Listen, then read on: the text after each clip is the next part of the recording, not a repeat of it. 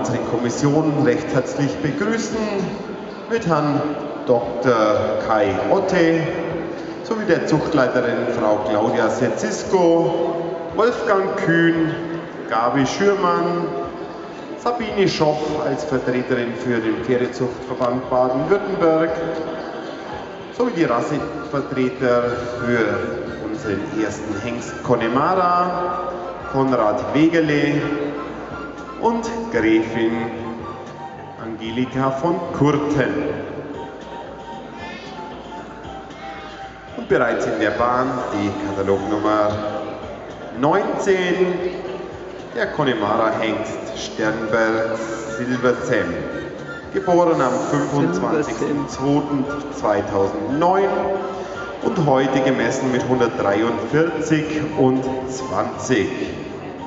Gezüchtet und im Besitz von Peter Krämer, Sulzheim.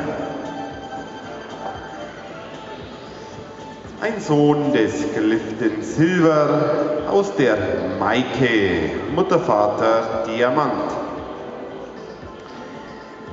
Auch er war Prämienfohlen mit 7,9 eingetragen. Sein Vater ein erfolgreicher Spring- und Vielseitigkeitshengst und wird in der Schweiz im Sport eingesetzt. Führt für Bayern sehr interessante Blutlinien. Eine Runde traben und danach die Sprünge erstmal zeigen. Die Halbschwester mütterlicherseits, die Staatsprämien-Anwärterin und Rassesiegerin der Landesschau sowie bestes Nativ-Sportpony 2011.